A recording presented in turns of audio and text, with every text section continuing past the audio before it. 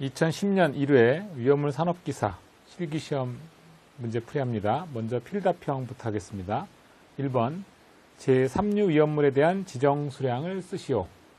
지금 이제 품명을 주어지고 괄호 안에 지정수량을 쓰도록 그렇게 되어 있습니다. 자, 이건 이제 법에 나와 있는 내용이니까 우리가 어렵지 않게 할 수 있죠. 칼륨 10kg, 나트륨 10kg, 알킬 알루미늄 10kg, 알킬 리튬 10kg, 황린 20kg. 여기까지가 이제 위험 등급 1등급군이고요.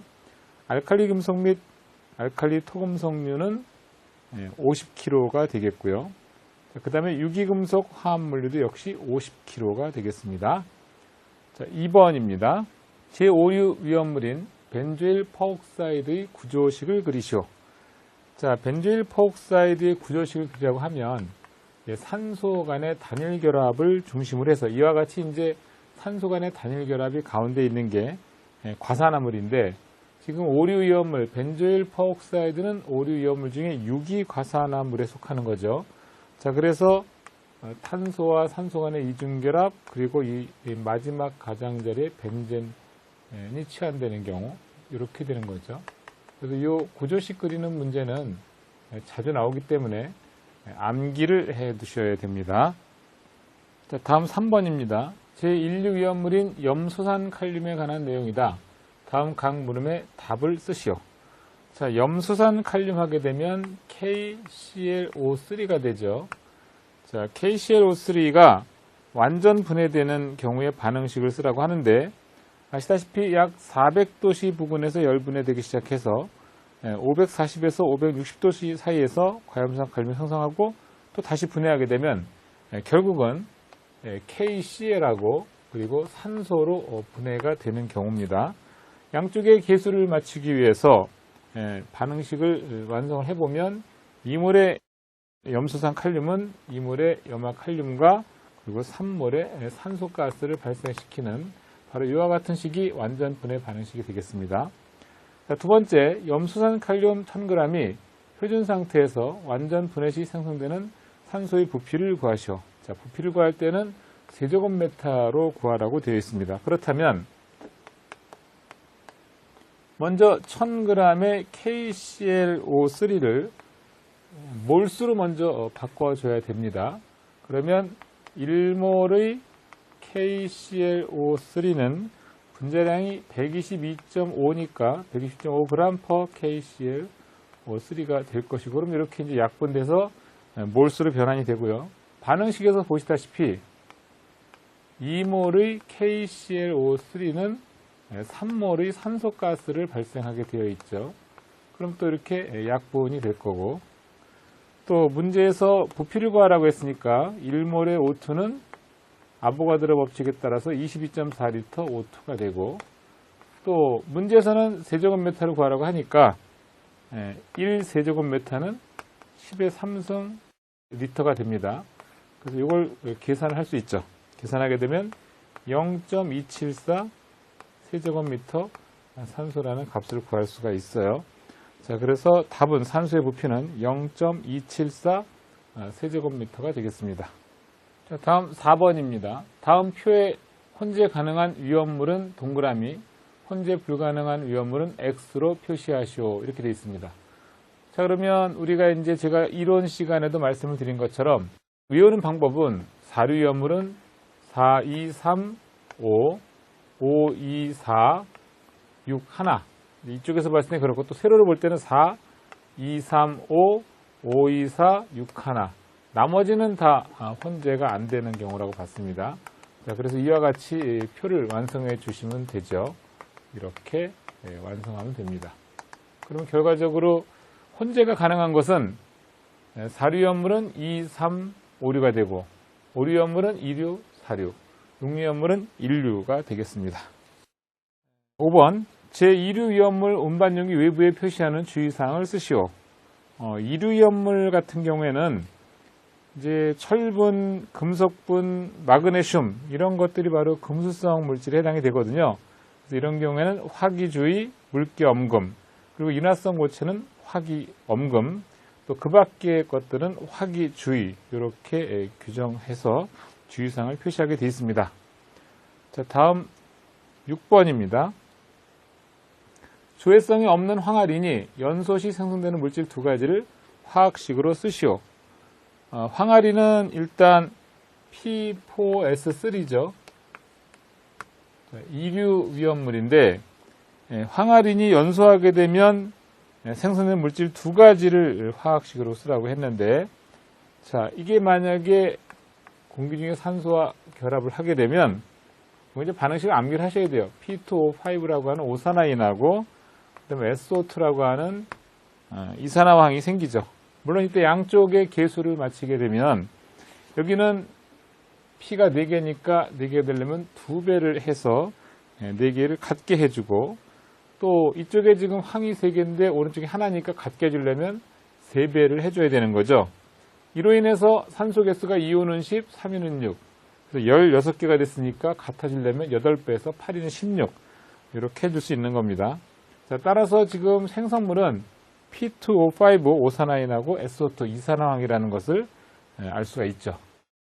7번. 제3류 위험물인 황리는 pH 9 정도의 물속에 저장하여 어떤 생성기체의 발생을 방지한다. 생성기체를 쓰시오 그랬습니다. 생성되는 기체가 뭐냐면 pH3라고 하는 인화수소, 포스핀 가스라고도 하죠. 그래서 이 포스핀 가스의 생성을 방지하기 위해서 보호액은 약알칼리성 pH 9로 유지하기 위해서 또 결국은 알칼리제, 석회나 소다회 같은 걸로 pH를 조절하게 되어 있습니다. 그래서 답은 인화수소 pH3가 되겠습니다. 자, 다음 8번 문제입니다. 제3류 위험물인 탄화칼슘과 물의 반응식을 쓰시오. 그러면 탄화칼슘은 CaC2가 되고, 또 이때 물과 반응해서 발생하는 생성물들을 우리가 이제 얘기를 할 수 있는데, 제가 일전에 그 요약 시간 또는 뭐 이런 시간에도 말씀드렸던 것처럼 이렇게 탄화칼슘이 물하고 반응을 하게 되면 결국은 수산화물이 생기고 그에 따른 가스가 발생하는데, 수산화물은 CaOH2가 되고요. 그리고 탄화칼슘은 아세틸렌 가스를 발생하게 됩니다. 이렇게 해놓고 나서 양쪽에 계수를 맞추면 되는 거죠. 칼슘 왼쪽에 하나, 오른쪽에 하나. 탄소 2개, 여기 탄소 2개. 수소는 여기가 2개인데 여기가 2개, 합이 4개니까 4개가 되려면 2배를 해야 되겠네요. 탄소 2개, 탄소 2개 맞죠? 이렇게 해서 반응식을 완결할 수 있습니다. 자, 다음 9번 보겠습니다. 무색의 발연성 액체로 분자량 63이고 갈색 증기를 발생시키며 또한 염산과 혼합하여 금과 백금 등을 용해시키는 위험물을 무엇인지 화학식과 지정수량을 쓰시오. 이게 이제 6류 위험물 중에 3대 강산 중에 하나로서 질산에 대한 얘기를 하는 겁니다. 그래서 질산은 직사광선에 의해서 분해하게 되면 이산화질소를 생성시키는 물질인데, 화학식은 HNO3, 지정수량은 300kg, 6류 위험물로서 전부 다 위험등급 1등급군에 속하는 거죠. 다음 문제 보겠습니다. 10번. 제4류 위험물 인화점에 관한 내용이다. 다음 빈칸을 채우시오. 이제 법에 나와 있는 내용인데 이건 뭐 자주 나오는 얘기니까, 우리가 석유류를 분류하는 기준이 바로 인화점이죠. 인화점에 따라서 석유류를 분류를 합니다. 그래서 1석유류는 인화점이 섭씨 21도씨 미만, 2석유류는 21도에서 70도, 3석유류는 70도에서 200도, 4석유류는 200도에서 250도, 그리고 동식물 유류는 인화점이 섭씨 250도 미만인 경우를 말하겠습니다. 자, 11번입니다. 제조소 등에서 위험물의 저장 및 취급에 관한 기준에 관한 내용이다. 다음 빈칸을 채우시오. 제1류 위험물 중 알칼리 금속의 가산화물 또는 이를 함유한 물질은 어떠한 조치를 한 후 운반하여야 하는가? 우선 우리가 이제 그 위험물을 운반할 때 적지 않은 위험물에 따라서 차광성이 있는 것으로 피복해야 하는 경우가 있고 방수성이 있는 것으로 피복해야 하는 경우가 있습니다. 지금 인류 위험물 중에서 알칼리 금속의 가산화물을 했으니까 이 경우는 차광성이 있는 것으로 피복해야 하는 경우에도 해당이 되고, 또 방수성이 있는 것으로 피복해야 하는 경우도 해당이 되기 때문에 차광성 및 방수성이 있는 피복으로 덮어야 한다. 이렇게 두 가지를 다 얘기를 해주셔야 되고요. 두 번째, 제5류 중 몇 도씨 이하의 온도에서 분해될 우려가 있는 것은 보냉 컨테이너에 수납하는 등 적정한 온도 관리를 해야 되는가? 이 경우는 이제 55도가 되겠습니다. 12번. 제4류 위험물 중 수용성인 위험물을 보기에서 고르시오. 지금 이항화탄소서부터 메틸알코올까지 6가지 물질을 주어졌는데 이 중에 수용성이라고 하면 아세트알데히드, 아세톤, 메틸알코올 이 3가지 물질이 되겠습니다. 나머지는 비수용성이고요. 자, 다음 13번입니다. 5개 탱크 저장소 방위제 안에 30만 리터, 20만 리터, 50만 리터 3개의 인화성 탱크가 설치되어 있다. 방유제의 용량은 몇 세제곱미터 이상으로 하여야 하는지 쓰시오. 지금 탱크가 각각 30만, 20만, 50만 이렇게 3개의 탱크가 있다는 얘기예요. 자, 이럴 때는 하나의 취급 탱크 주위에 설치하는 방유제의 용량은 당해 탱크 용량의 50% 이상으로 하고 또 둘 이상의 취급 탱크, 지금 같은 경우죠. 둘 이상의 취급 탱크 주위에 하나의 방유제를 설치하는 경우에는 그 방유제의 용량은 당해 탱크 중 용량이 최대인 것의 50%, 최대짜리가 지금 30, 20, 50 중에서 제일 큰 게 50만 리터죠. 그래서 50만 리터에다가 50% 하면 25만 리터가 될 거고요. 그리고 또 나머지 탱크 용량의 합계 10%를 가산한 양 이상이 되게 한다. 그럼 나머지면 20만하고 30만 남았으니까 결국은 또 50만이네요. 그래서 50만 곱하기 0.1 하게 되면 이제 5만 리터가 돼서 합이 30만 리터가 되니까 30만 리터는 결국 300세제곱미터가 되는 거죠. 왜냐하면 10의 3승 리터가 1세제곱미터다 보니까 따라서 답은 300세제곱미터가 되겠습니다. 이어서 작업형 문제입니다. 1번 동영상에서 위험물 이동 저장소를 보여준다. 다음 각 물음의 답을 쓰시오. 이 경우는 아까 이제 일반 검정형 문제에서도 이제 나왔던 문제인데 사료위험물 중 특수인화물은 괄호가 있는 피복으로 가릴 것. 사료위험물 중에 특수인화물은 차광성이 있는 것으로 가려야 되고요. 그다음에 두 번째 제1류 위험물 중 무기가산화물은 방수성이 있는 피복으로 덮을 것. 그렇게 하시면 되겠습니다. 자, 다음 두 번째 문제. 동영상에서는 제5류 위험물인 피크린산 시약병을 보여주고 다음 각 물음에 답을 쓰시오 그랬어요. 저희가 이제 피크린산을 준비는 못했지만 피크린산은 5류 위험물이고, 자, 만약에 피크린산이 이 중에서 혼합했을 때 가장 안전한 상태의 물질을 고르라고 했어요. 피크린산 같은 경우는 찬물에는 거의 녹지 않고요. 온수나 알코올, 에테르, 벤젠 등에 잘 녹습니다. 그리고 화기, 충격, 마찰, 직사광선을 피하고 유황이나 알코올이나 또는 인화점이 낮은 석유류하고는 접촉을 멀리 해야 됩니다. 운반할 때 10에서 20% 물로 수변하면 오히려 안전하다는 거죠. 결국 답은 D번 물이 되겠고, 그 다음에 피크린산은 지정 수량이 200kg가 되겠습니다. 다음 문제. 이건 이제 동영상 우리가 한번 보고 그리고 나서 문제 풀이를 하도록 하겠습니다. 자, 그러면 디에틸 에테르 이렇게 준비해 봤습니다.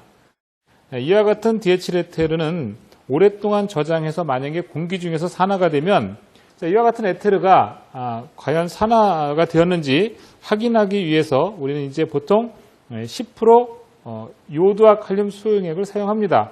자, 보시는 바와 같이 요오드와 칼륨은 백색의 고체 형태고요. 자, 이걸 10% 수용액을 좀 만들어 봤어요. 자, 지금 미리 시험관에 디에틸 에테르를 일정량을 준비해 봤습니다. 자, 일정량 준비된 디에틸 에테르에 이제 요오드와 칼륨을 몇 방울 제가 한번 떨어뜨려 볼 겁니다. 자, 스포이드를 가지고서 이제 몇 방울을 떨어뜨려 보겠습니다.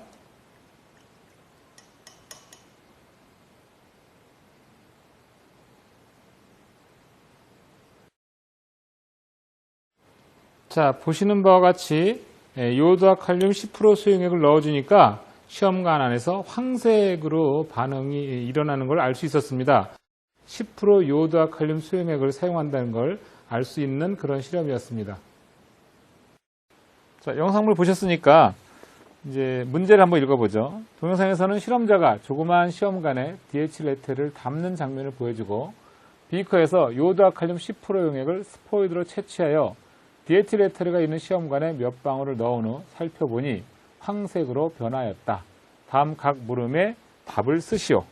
우선 DHL 에테르에 요오드와 칼륨 10% 용액을 넣는 이유를 쓰시오 그랬는데 이 DHL 에테르 같은 경우에는 이제 증기 누출이 용이하고 또 장기간 저장하게 되면 공기 중에서 산화돼서 구조 불명의 불안정하고 폭발성의 과산화물을 만들기 때문에 이런 과산화물이 있는지 없는지를 알아보기 위해서 요오드와 칼륨과의 반응으로 확인을 합니다. 그래서 이제 황색으로 이제 변했는지 안 했는지를 통해서 과산화물의 검출을 확인하는 데 쓰이기 때문에 1번 답은 과산화물 검출 확인이고, 두 번째 문제 DHL 에테르의 품명을 쓰시오. DHL 에테르는 바로 이제 사료위험물 중에서 제일 처음에 나온 특수 이나물에 해당이 되죠. 지정 수량은 50리터가 되겠습니다. 참고해서 알아두시면 되겠습니다. 다음 문제입니다.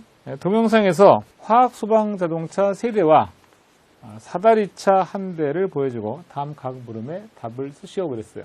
화학 소방 차하고 사다리차를 보여드리고 있는데 우선 저장 취급하는 위험물의 지정 수량은 몇 배인지 쓰시오. 지금 문제에서 소방차가 3대고 사다리차가 1대라고 했습니다. 그러면 결국은 화학 소방차가 3대가 있다는 얘기니까 이 경우는 제조소 등에서 취급하는 사료위험물의 최대 수량이 지정 수량의 24만 배 이상 48만 배 미만인 사업소에 해당이 되는 거고요. 자, 그 다음에 이때 자체 소방 대원은 15명 이상 있어야 되는 경우죠. 그렇게 해서 답을 정리하시면 되겠습니다. 다음 문제입니다. 동영상에서는 창고에 칼륨과 이산화탄소가 같은 장소에 저장되어 있고 이산화탄소가 누출되어서 칼륨과 접촉 폭발하는 장면을 보여준다. 저희가 이런 연출을 할 수가 없어서 이건 저희가 찍지 못했는데 다음 각 물음에 답을 쓰시오. 이 폭발의 화학 반응식을 쓰시오. 이제 칼륨은 이산화탄소와 접촉하게 되면 이제 탄산 칼륨하고 탄소의 재가 발생합니다. 이때 4몰의 칼륨은 3몰의 CO2와 반응해서 2몰의 탄산 칼륨이 만들어지는데 이때 이 탄소의 미분으로서 C는 연소 폭발하는 상태가 되는 거죠. 격렬하게 반응을 하는 겁니다. 두 번째, 칼륨을 소화하는데 적응성이 있는 소화 설비를 쓰시오 그랬어요.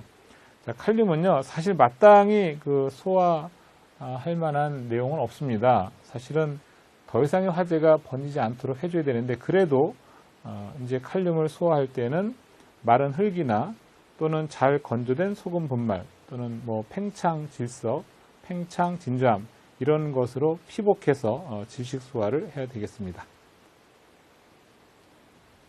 다음 문제 보겠습니다. 6번입니다. 자, 6번에서는 일단 과염소산을 보여주고 있고요. 그 다음에 이제 과염산을 가열하는 장면이 되겠죠. 자, 문제 보겠습니다. 과염산을 가열하는 장면을 보여주고 있는데 실험자가 핸드폰을 받으러 실험실에서 나간 사이 폭발하는 화면을 보여준다 그랬습니다. 그래서 이제 요거 같은 경우에는 우리가 동영상을 잠깐 또 보고 잠깐 말씀드리겠습니다. 자, 이번에는 과염소산을 한번 준비해 봤습니다. 화학식으로는 HClO4고, 자, 이와 같은 과염소산을 자, 일부 따라서 제가 비커에 한번 준비를 해 봤습니다. 그리고 이제 가열을 할 텐데요. 자, 이와 같이 이제 가열을 시작하겠습니다. 제가 이제 그냥 놔두고 만약에 자리를 비운 상태에서 계속 가열되게 되면 이 과염산은 이제 연소 내지 폭발할 위험이 있는 그런 물질이 되겠습니다.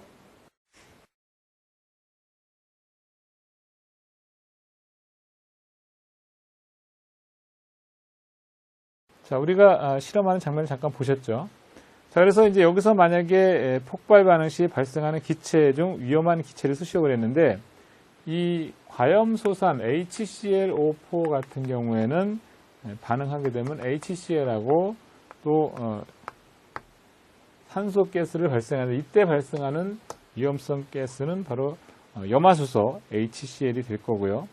또 두 번째 증기 비중을 쓰시오 그랬는데 증기 비중은 지금 과염소산의 분자량을 계산을 해보면 약 100.5 정도가 되고요. 그리고 이거를 공기의 평균 분자량으로 나눠주게 되면 약 3.48. 결국은 답은 3.48이 되겠습니다. 자, 7번에서는 지금 5개 저장소 그림을 보여드리고 있죠. 그래서 문제를 좀 확인하도록 하겠습니다. 5개 저장소를 보여주고 아세트산을 저장할 때 저장 높이는 몇 미터인지, 그리고 두 번째 아세트산 2만 리터를 저장할 때 보유공지는 몇 미터인지 쓰시오 그랬어요. 우선 5개 저장소의 아세트산 같은 경우에는 사료위험물이 되는 거고, 선반 설치 기준을 살펴보면 선반의 높이는 6m를 초과하지 아니할 것, 그랬으니까 답은 6m 이내고, 그 다음에 지금 저장 수량이 2만 리터라고 했으니까 아세트산 지정 수량이 2000리터가 되죠. 그래서 지정 수량 배수를 계산해 보면 2000분의 2만 리터 하게 되면 10배니까 지정 수량 10배 이하까지는 공진업위를 3m 이상으로 하게 되어 있습니다. 답은 3m 이상이 되겠습니다. 다음 문제 보시면 옥내 저장소죠. 옥내 저장소인데 역시 문제를 한번 살펴보죠. 일위험물을 저장하는 단층 옥내 저장소를 보여주고, 옥내 저장소는 갑종 방화문, 피레침, 내화 구조로 되어 있다. 다음 각 물음에 답을 쓰시오.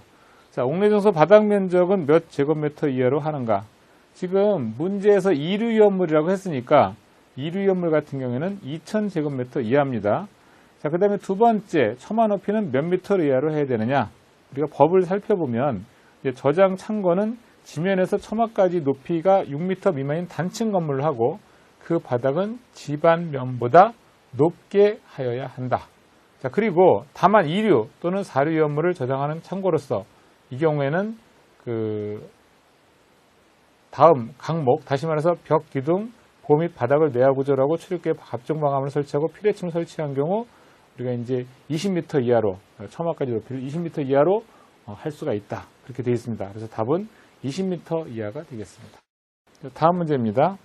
이동 저장 탱크를 보여드리고 있는데 최대 허용 수량 16,000리터인 이동식 탱크 저장소의 경우 다음 각 물음에 답하시오. 이제 그게 문제가 되는 건데, 안전 칸막이 수는 몇 개로 해야 되느냐? 지금 보시면 안전 칸막이는 4,000리터마다 하나씩 구분해서 설치하게 되어 있으니까 전체가 16,000리터라고 했으니까 4,000리터씩 하려면 이제 가운데 3칸이 있으면 되는 거죠. 3칸이 있으면 결국은 4,000리터씩 저장하는 꼴이 되는 거니까 안전 칸막이 수는 3개가 되는 거고, 자, 그 다음에 두 번째 방파판은 하나의 구획 부분에 몇 개 이상을 설치해야 하는 경우가, 이 경우는 2개 이상이 되겠습니다. 답은 2개가 되겠다. 자, 다음 이제 10번 문제가 되겠습니다. 자, 10번 문제는 실험하는 거 잠깐 보고 다시 설명을 드리도록 하겠습니다. 자, 이번에는 금속 분으로서 아연 분말을 준비해 봤습니다. 자, 지금 금속 분말로서 아연 분말을 제가 한번 조금 덜어보겠습니다.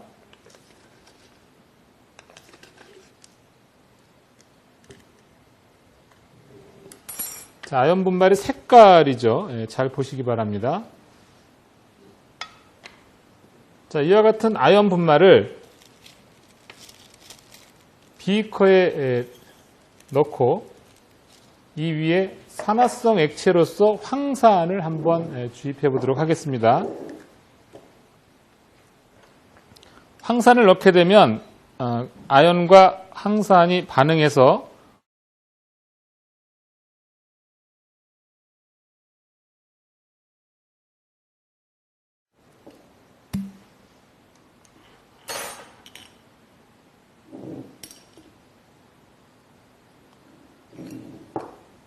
황산은 현재 위험물은 아니지만 예전에는 위험물로 분류를 했었던 그런 품목이 되겠습니다.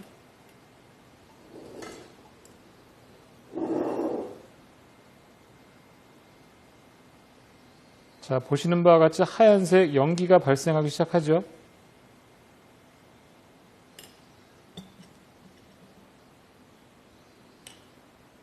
자, 따라서 금속분인 아연은 황산과 만나게 되면